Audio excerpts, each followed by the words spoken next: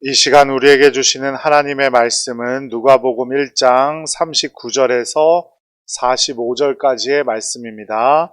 신약성경 88쪽 전후에서 찾으시면 되겠습니다. 하나님의 말씀 함께 봉독해 올리겠습니다. 이때에 마리아가 일어나 빨리 산골로 가서 유대 한 동네에 이르러 사가랴의 집에 들어가 엘리사벳에게 문안하니 엘리사벳이 마리아가 문안함을 들으매 아이가 복중에서 뛰노는지라. 엘리사벳이 성령의 충만함을 받아 큰 소리로 불러 이르되 여자 중에 내가 복이 있으며 내 태중의 아이도 복이 있도다. 내 주의 어머니가 내게 나아오니 이 어찌 된 일인가. 보라, 내 문안하는 소리가 내 귀에 들릴 때에 아이가 내 복중에서 기쁨으로 뛰놀았도다. 주께서 하신 말씀이 반드시 이루어지리라고 믿은 그 여자에게 복이 있도다. 아멘. 오늘 하루도 수고 많으셨습니다. 주님께서 항상 여러분과 함께 하실 줄로 믿습니다. 우리 옆에 분들과 함께 인사 나누죠. 사랑합니다. 축복합니다. 감사합니다. 오늘 본문의 주인공인 두 여인은 엘리사벳과 마리아죠. 엘리사벳은 세례 요한의 어머니로 아론 자손이라고 그랬어요. 아론의 자손이라고 그랬어요. 그러니까 대제사장의 가문이란 소리죠. 또 세례 요한의 아버지는 사가랴라는 제사장이었습니다. 누가복음 1장 5절 말씀 함께 읽어보죠. 유대왕 헤롯 때에 아비야의 반열에 제사장 한 사람이 있었으니 이름은 사가랴요. 그의 아내는 아론의 자손이니 이름은 엘리사벳이라. 아멘. 당시 제사장들이 너무 많아서 모두가 다 성전에 들어와서 일했던 게 아니고요. 평소에는 일반적인 생활을 하다가 돌아가면서 자신의 차례가 오면 성전으로 와서 성전의 업무를 감당했어요. 그래서 오늘 본문의 시간적 배경은 사가랴가 반열의 차례대로 제사장의 업무를 감당하고 있었을 때라는 거죠.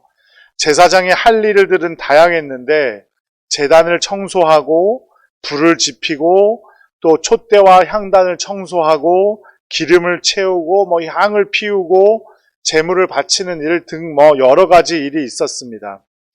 그 중에서도 제사장의 전례에 따라 사가랴는 주의 성전에 들어가 분향하는 일을 감당했던 것으로 보입니다. 이렇게 한번 일을 맡으면 일주일간 일을 하는 거예요. 일주일간 일하고 보통 석 달에 한 번씩 그 제사장들을 교대를 하는데 일주일씩 이렇게 돌아가면서 일을 하게 되는 겁니다. 다른 복음서에서 없는 이 일을 누가복음을 기록한 누가는 이렇게 자세하게 기록한 이유는 무엇일까요? 아마도 추측해 보건대 사가랴라는 사람의 성정이 어떠한 사람인지를 보여주기 위함이었던 것 같아요. 성경은 이를 한마디로 표현하는데요. 누가복음 1장 6절도 함께 읽어보죠. 이 두 사람이 하나님 앞에 의인이니 주의 모든 계명과 규례대로 흠이 없이 행하더라. 사가랴는 아주 성실한 사람이었던 것 같아요. 자신의 맡은 일을 잘 하던 사람. 오늘 본문은 마리아가 성령으로 구세주를 잉태한 후에 유다 예루살렘 남서쪽에 살던 역시 기적적으로 생명을 잉태한 자신의 친족이자 의인이었던 엘리사벳을 찾아가 만나는 장면이 오늘 바로 본문이죠. 나사렛에서 이 마을까지는 약 140km 정도나 됐대요. 그러니까 걸어서 가도 하루에 20km씩 가도 일주일 걸리는 거리고, 하여간 먼 거리였다는 거죠. 엔케렘이라는 마을이었는데, 이 마을에는 지금도 세례 요한 기념교회가 있고, 이곳을 찾아오던 마리아가 쉬면서 물을 마셨다는 마리아의 샘도 있대요. 예수님의 오실 길을 예비할 세례 요한을 잉태한 엘리사벳, 그리고 구세주 예수님을 잉태한 마리아, 이 두 임산부의 만남은 역사를 만드는 기적과도 같은 만남이었을 겁니다. 그래서 이 만남을 엘리사벳은 이렇게 축복합니다. 41절, 42절 함께 읽어볼게요. 엘리사벳이 마리아가 문안함을 들음에 아이가 복중에서 뛰노는지라. 엘리사벳이 성령의 충만함을 받아 큰 소리로 불러 이르되 여자 중에 내가 복이 있으며 내 태중의 아이도 복이 있도다. 아멘. 이 고백에 대한 화답으로 46절에서 55절까지 마리아가 구세주 찬가라고 불리우는 부분을 노래한 것으로 기록하고 있습니다. 이 마리아의 구세주 찬가를 영어로 마니피캇이라고 합니다. 음악의 아버지라고 불리우는 세바스티안 바흐는 독일 라이프치히의 성 니콜라이 교회에서 성모 마리아의 찬가 마니피캇이라는 제목으로 1724년 첫 공연을 하기도 했습니다. 그런데 왜 마리아는 엘리사벳을 찾아 그 먼 길을 갔을까요? 홀몸도 아닌데. 이게 홀몸이 아니고 이제 막 잉태를 했다면 안정기니까 3개월 동안은 좀 가만히 좀 있었으면 좋겠는데 그럼에도 불구하고 왜 이 여인은 엘리사벳을 찾아갔을까요? 아마도 천사 가브리엘의 말 때문이었을 거예요. 1장 36절 함께 읽어보겠습니다. 보라 내 친족 시작. 보라 내 친족 엘리사벳도 늙어서 아들을 배었느니라. 본래 임신하지 못한다고 알려진 이가 이미 6달이 되었나니. 마리아는 불가능을 가능케 하시는 하나님의 전능하신 역사가 성취된 현장에 가서 자신의 눈으로 확인하고 싶어졌을 것입니다. 그리고 엘리사벳에게 주신 놀라운 약속이 어떻게 이루어졌고 동시에 자기에게 주신 하나님의 약속이 어떻게 이루어질 것인지를 좀 알고 싶었겠죠. 그리고 마리아는 그것도 빨리 갔다라고 기록하고 있습니다. 그 이후 마리아의 찬가까지 쭉 이어보자면 아들을 낳게 될 것이라는 복된 소식을 듣고 빨리 일어나 엘리사벳에게 가서 하나님의 역사를 동시에 확인한 벅찬 감격이었다라는 거죠. 우리는 하나님의 말씀을 벅찬 감격 속에서 받은 적이 있으십니까? 그냥 지적인 수긍도 아니고 그냥 단순히 매번 오는 주일 예배에서 목사의 설교를 듣고 잊어버리고 마는 그런 수용적인 태도가 아니라 정말 하나님의 말씀을 대하면서 그것이 설교를 듣는 것이건 말씀을 개인적으로 읽는 것이건 어떤 상황에서든 간에 말씀을 읽다가 정말 내 마음속에서 벅찬 감격이 느껴지신 적이 있느냐라는 것을 묻는 겁니다. 하나님의 말씀이 살아서 자기 마음에 감격으로 다가오는 경험을 한 사람은 아마도 마리아처럼 적극적인 반응을 보이게 될 겁니다. 그 감격을 나누기 위해 또 동일한 감격을 나누어 했을 그 자신의 친족 엘리사벳과 확인하기 위해서 홀몸도 아닌데 그 먼 거리를 빨리 반응을 보이는 것이 바로 말씀에 감격한 성도들의 반응입니다.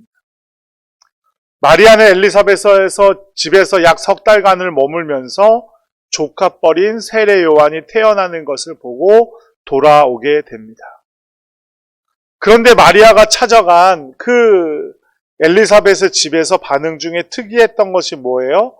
세례 요한의 반응이에요. 태아였던 세례 요한의 반응.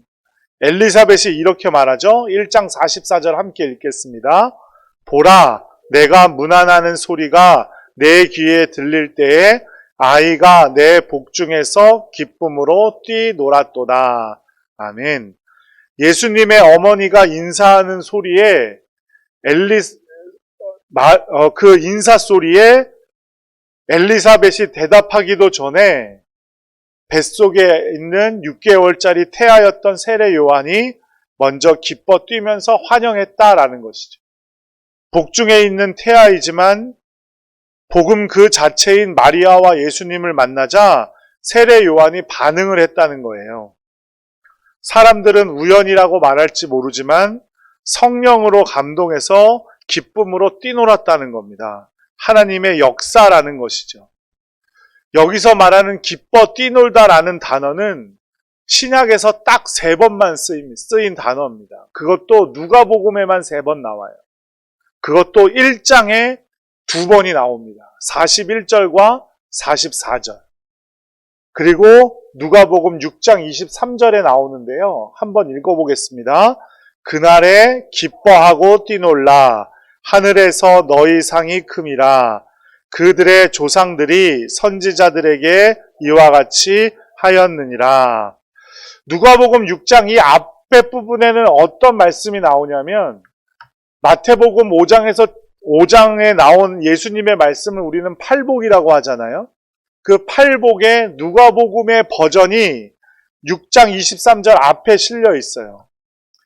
가난한 자는 복이 있나니, 지금 줄인 자는 복이 있나니, 예수님 때문에 미워함을 받는 자는 복이 있나니, 그날에 기뻐하고 뛰놀라 이 말이에요.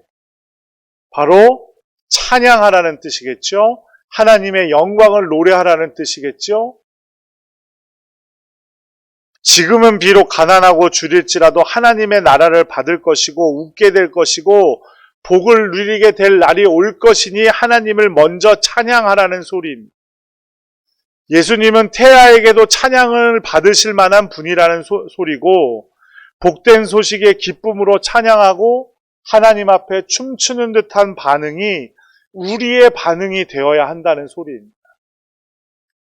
그리고 복음만이 세상이 알 수 없는 감격과 환희의 순간을 우리에게 가져다 준다는 사실을 꼭 기억하시기 바랍니다. 하나님이 나를 사랑하셔서 독생자 예수 그리스도를 이 땅에 보내주셨다는 그 놀라운 복음이 그저 앉은 채 고개만 끄덕끄덕 거릴 정도의 이야기는 아니라는 거죠. 복음의 능력이 어떻게 역사하는지를 우리는 엘리사벳의 모습을 통해서 또한 알 수 있습니다. 엘리사벳이 성령의 충만함을 받아 큰 소리로 외쳤습니다. 그것이 우리가 함께 읽은 누가복음 1장 41절에서 42절 말씀이죠. 베드로는 오순절 사건을 설명하기 위해서 유대인들 앞에서 소리를 높였다 그랬습니다. 초대교회 성도들은 기도의 자리에 함께 무릎 꿇고 소리를 높여 부르짖었다라고 했습니다. 이것이 바로 복음의 능력으로 변화된 사람의 모습입니다. 하지만 이와는 반대로 분노가 일어나도 극도에 달한 미움 때문에도 우리는 소리를 치기도 하죠. 소리를 높이기도 하죠. 그렇다면 두 경우가 무엇이 다른 겁니까? 복음의 능력을 알았기 때문에 큰 소리로 외치는 경우는 기쁨과 복의 선언이라면 증오 때문에 큰 소리를 칠 때는 분노와 저주의 선언이라는 차이점이 있습니다. 즉 복음으로 인간으로 하여금 서로를 기쁨 가운데 만나게 하는 하나님의 능력이라는 사실을 꼭 기억하시기 바랍니다. 그러니 복음으로 변화된 사람의 입술에서는 기쁨과 축복의 소리가 나와야 합니다. 세상에서는 만나서 반갑게 인사하고 앉아서는 입을 열면 자기 자랑 일색이죠. 만날 때는 반갑지만 술이 한 잔, 두 잔 들어가고 나면 수가 틀리고 그러다 보면 서로를 향해 고함을 치고 싸우기 마련입니다. 하지만 복음으로 말미암는 삶은 완전히 다른 삶입니다.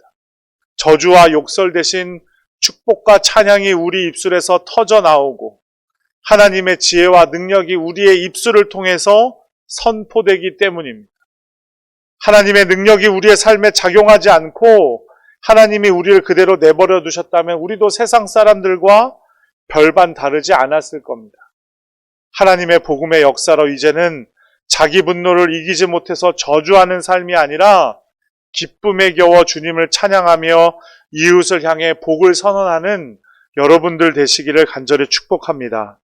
여러분들이 진정으로 복음으로 변화된 거듭난 그리스도인들이라면 마땅히 그래야 합니다. 그래서 아브라함에게도 하나님께서 말씀하셨습니다. 너는 복이 될지라. 누구에게도 복을 빌어주고 복의 통로가 되는 삶, 바로 복음으로 변화된 삶인 줄로 믿습니다. 이에 더해 엘리사벳은 외적인 언어의 변화뿐만 아니라 내적인 통찰력의 변화에 이르기까지 되었습니다. 성령 충만한 엘리사벳은 하늘의 분별력을 가지고 자신을 찾아온 마리아가 아직 앉아서 자기에게 일어난 일을 설명하기도 전에 성령 충만함으로 마리아를 알아봤습니다. 그리고 내 주의 어머니가 내게 나오니 어찌된 일인가 라고 말했습니다. 이처럼 성령으로 하나 된 사람은 서로를 알아보기 마련입니다. 엘리사벳은 마리아의 인사만 듣고도 주님의 어머니가 됨을 알고 비천한 자신을 찾아준 것에 감격했고 감사했습니다. 우리가 비록 엘리사벳처럼 성령으로 충만하지 못한다 하더라도 성령님이 우리 안에 거하실 때 하늘의 형제 자매들을 알아볼 수 있을 겁니다. 이것이 바로 신적인 본성, 영적인 본능인 것입니다. 007 그리스도인이라고 혹시 들어보셨어요? 007 그리스도인? 어떤 사람들을 007 그리스도인이라고 하는지 아세요? 누가 봐도 그리스도인인지를 모르는 사람들을 007 그리스도인이라고 한대요. 어딜 봐도 그리스도인 같지 않은, 자기가 교회를 다닌다고 절대 밝히지 않는 그런 사람들이 007 그리스도인이래요. 첩보원 007처럼 자신이 그리스도인인 것을 철저히 숨기고 다니는 성도들. 경건의 모양은 있으나 경건의 능력을 부인하는 크리스찬. 하지만 우리가 진정으로 성령 충만하면 우리도 사람들을 잘 알아볼 수 있을 뿐더러 외부 사람들도 우리를 알아볼 수 있게 될 겁니다. 아, 저 사람은 교회 다니는구나. 교회 다녀서 저렇구나. 그리고 내가 성령으로 충만하다면 상대방이 같이 믿음의 길을 걷고 있는지, 믿음의 길을 걷도록 도와야 할 사람인지 모두 알 수가 있습니다. 누가 믿음의 형제인지 알아보는 것, 하나님의 말씀을 들을 때 아멘으로 화답하는 것, 목자의 음성인지 알아보게 되는 것은 영적인 본능에 속합니다. 사람에 따라서 영적인 분별력이 더 빠르고 더 확실한 경우도 있겠지만 이는 누구나 기본적으로 알게 되는 거예요. 그리고 그것이 성도의 교제의 기초가 됩니다. 우리가 사도신경에서 매일 고백하듯이 성도가 서로 교통하는 것과, 즉 서로가 교제하는 특권을 행사하기 위해서 형제 자매를 만날 때마다 우리가 성령 충만으로 만나기를 간절히 축복합니다. 그럴 때 우리가 서로에게 어떤 기도가 필요한지, 어떤 상태인지 이런 분별이 바로 중보기도의 시작입니다. 그러니 여러분들 누구를 만나러 갈 때 그냥 믿지 않는 사람들 만나러 간다고 할지라도 그냥 가지 마세요. 꼭 그 사람을 위해서 축복해주고 하나님께 오늘 만남이 꼭 귀한 만남이 될 수 있도록 하나님께 꼭 기도하고 만나시기를 간절히 바랍니다. 목사님들을 구분하는 법을 하나 알려드릴까요? 평상복을 입은 목사님들을 구분하는 방법. 카페에서 남자들끼리 모여갖고 서류 한 장 없이 2-3시간 수다 떨고 있으면 목사님이래요. 그리고 월요일 아침에 찜질방에 모여서 남자들이 셋넷 앉아 있으면 분명히 목사님이래. 남들 다 출근하는 시간. 그런 분별이 아니라 성령 충만함으로 서로를 분별하고 서로에게 필요한 것이 무엇인지 알아볼 수 있는 우리 동산교회 성도들 그 관계가 되기를 간절히 축복합니다. 교회는 주님의 피로 한몸된 형제 자매들의 모임입니다. 그래서 우리는 한 번도 만나지 못한 사람들이지만 서로가 나보다 한참 나이도 낮은 사람처럼 보이지만 서로가 서로를 위해 높이고 형제 자매라고 부르고 새로운 관계가 되었다고 믿지 않습니까? 엘리사벳을 보세요. 자신을 찾아온 마리아, 자신의 사촌 동생뻘인데 그것도 한참 나이도 어리거든요. 그런데 인척 간의 촌수로 대하지 않고 주님의 어머니로 대했습니다. 그리스도인은 이제 모든 관계에서 과거와 달리 성령 충만함으로 파악할 줄 알아야 합니다. 우리 안에 일어난 내적인 신분의 변화는 우리의 사이의 관계의 변화를 알려주는 거예요. 동양이라든지 동문이라든지 가문이라든지 신자에게는 이런 것들이 더 이상 중요하지 않습니다. 그런데 요즘 새벽 기도회에 요한복음 말씀을 보면 알 수 있듯이 성령 충만을 받지 못한 바리새인들과 유대인들은 어떻게 합니까? 자신들이 뭐만 자랑해요? 아브라함의 후손이라고 자랑만 해요. 내적인 변화를 경험하지 못했기 때문이에요. 우리는 사람들을 파악할 때 단 두 가지 부류로만 파악할 수 있어요. 나와 같이 예수님을 믿고 있는 형제 자매인가? 그렇지 않은 사람인가? 그 안에서 새로운 교제가 생겨나고 새로운 관계가 생겨나는 겁니다. 연장자이자 촌수도 높았던 엘리사벳은 자기 같은 사람에게 주님의 어머니가 찾아온 것을 감당하지 못할 은혜로 여겼기 때문에 마리아를 주님의 어머니로 대했던 거예요. 이것이 바로 주님의 말씀이 역사한 사람에게 있어서 달라진 모습입니다. 예수님을 알게 된 것은 더 이상 혈통이나 나이 이런 것으로 자존감을 세우지 않습니다. 한마디 말을 해도 서로 밀리지 않으려고 신경 쓰고 날카롭게 공격하는 그런 관계가 아니라 자신이 먼저 져주고 섬기는 관계가 됩니다. 내 주의 어머니가 내게 나오니 어찌 되리는가 하며 감격하고 감사할 수 있는 사람이 됩니다. 나이나 직업으로 사람을 파악하는 것이 아니라 주님과의 관계에서 자기 자신이 아무것도 아님을 깨닫고 나보다 남을 높이려는 마음이 바로 성도가 가져야 할 마음이고 그것이 바로 성령 충만한 성도의 자세임을 꼭 기억하시기 바랍니다. 성도들은 모든 인생을 긍휼히 여길 줄 알아야 하고 주님 안에서 형제 자매된 자들을 축복하는 사람들입니다.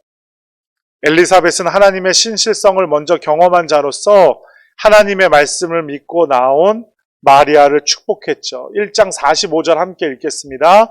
주께서 하신 말씀이 반드시 이루어지리라고 믿은 그 여자에게 복이 있도다. 사랑하는 성도 여러분, 우리 안에도 이런 감격이 넘치기를 간절히 축복합니다. 하나님의 말씀으로 우리의 겉모양도 우리의 속사람도 변화되어서 진실한 주님의 사람으로 살기를 간절히 축복합니다. 그리고 그렇게 모인 우리가 함께 성령 안에서 진정한 교제를 나누며 하나님을 더욱더 찬양하고 서로를 축복하고 흔들리는 우리 성도들을 함께 권면하고 그런 삶을 통해서 함께 기뻐할 수 있는 우리 모두가 되기를 간절히 축복합니다. 그런 놀라운 축복으로 하나가 되어가는 우리 동산교회 성도들 되기를 간절히 축복합니다. 기도하겠습니다. 우리